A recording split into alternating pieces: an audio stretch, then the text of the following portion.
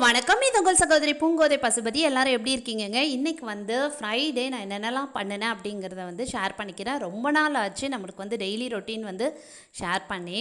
So பார்த்திங்க அப்படின்னா காலையில் வந்து இட்லி, சட்னி, சாம்பார் எல்லாமே நான் ரெடி பண்ணிவிட்டு அதுக்கப்புறம் வந்து வடைக்கு காலையிலே ஊற வச்சு அரைச்சி எல்லாம் வச்சுருந்தேன்.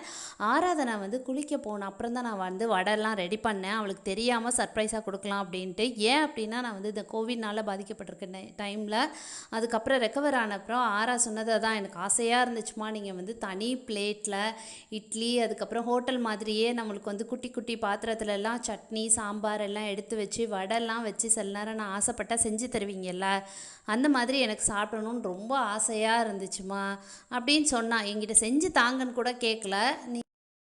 ஸோ இன்னைக்கு பார்த்தீங்க அப்படின்னா காலையில் குளிச்சுட்டு வந்தாச்சா? இன்னைக்கு பிள்ளை ஆசைப்பட்ட மாதிரியே குட்டி குட்டி கிண்ணத்துல சட்னி சாம்பார்லாம் வச்சிருக்கேன் பாரு. ஹாப்பியா? ஓகே, உட்காருங்க, உட்காந்து சாப்பிடுங்க. அம்மா உனக்கு ஒரு சர்ப்ரைஸ் எடுத்துட்டு வரேன். ஸோ இந்த மாதிரி குட்டி குட்டி வடை வந்து அவளோட ஃபேவரேட். நம்ம கொடுப்போம், என்ன ரியாக்ஷன் பண்ணுறான்னு பார்ப்போம். அதான் கண்ண முடியிருக்கால. சர்ப்ரைஸ் பாரு, கண்ணை திறந்து இங்க பாருங்க. ஹாப்பியா? இல்ல ஆசைப்பட்டுட்டே இருந்தால சாப்பிட்டு பாரு எப்படி இருக்கு. இன்னும் சாப்பிட்டுட்டேன் என்ன.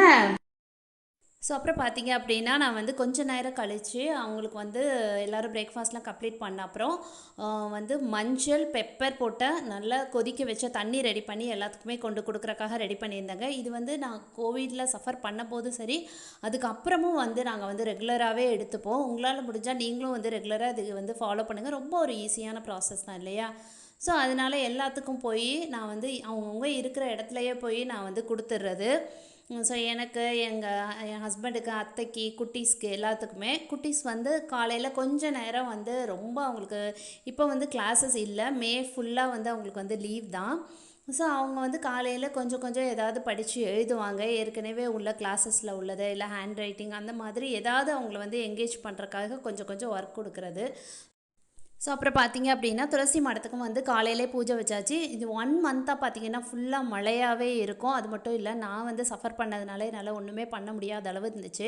ஸோ அன்றைக்கி ரொம்ப சாட்டிஸ்ஃபேக்ஷனாக இருந்துச்சு. அப்புறம் சிம்பிளாக வந்து லஞ்ச் ரெடி பண்ணியாச்சு. நம்ம காலையிலே வச்ச சாம்பார் இருந்துச்சு. ஸோ அது கூட வந்து பீட்ரூட் மட்டும் நான் வந்து அன்றைக்கி வந்து பொரியல் மாதிரி செஞ்சுருந்தேங்க. ரொம்ப டேஸ்ட்டாக இருந்துச்சு. குட்டீஸ் போய் கொடுத்துட்டு வந்தாச்சு. அப்புறம் கொஞ்சம் நேரம் வந்து எல்லாருமே வீட்டில் ஃப்ரெண்டில் என் ஹஸ்பண்ட் வந்து ஊஞ்சல் போட்டு கொடுத்துருக்காங்க. ரொம்ப போர் அடிக்க அப்படின்னு சொல்லிட்டு குட்டீஸ்லாம் நீசஸ்லாம் இருக்கும்போதே போட்டு கொடுத்துருந்தாங்க. ஸோ அவங்க எல்லாம் வந்து ஜாலியாக அதில் கொஞ்சம் நேரம் வந்து டைம் பாஸ் பண்ணிகிட்ருப்பாங்க. ஸோ அப்படி இல்லை அப்படின்னா அவங்களுக்கு வந்து ஃபுல்லாக டிவிலே கொடுத்தோம் அப்படின்னா அவங்களுக்கு வந்து ரொம்ப வந்து அவங்க மைண்டே பாதித்த மாதிரி இருக்கும். ஸோ அவங்க ஜாலியாக இருந்தாங்க. அத்தை ஒரு சைடு பார்த்திங்க அப்படின்னா எங்கள் வீட்டில் பழுத்த அந்த பலாப்பழம், எங்கள் ஊரில் சக்கப்பழம்னு சொல்லுவோம், அது ரெடி பண்ணிகிட்டு இருந்தாங்க.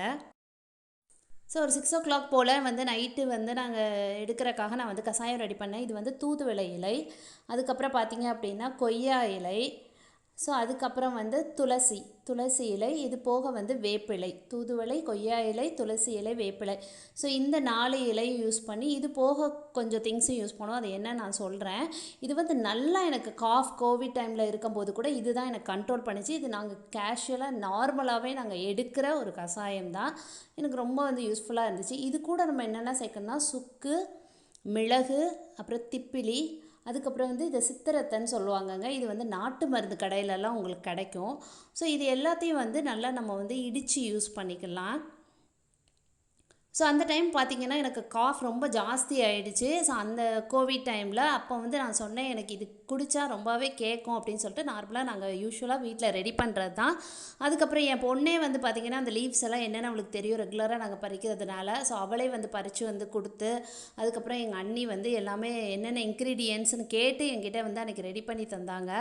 ஸோ அதுக்கப்புறம் பார்த்திங்க அப்படின்னா எனக்கு வந்து ரொம்பவே நார்மலாக ஆயிடுச்சு. ஸோ உங்களுக்கு ஒரு வேளை கோவிடில் பாதிக்கப்பட்டவங்க யாராவது பார்த்தா இந்த கஷாயத்தை கண்டிப்பாக ட்ரை பண்ணி பாருங்கள்.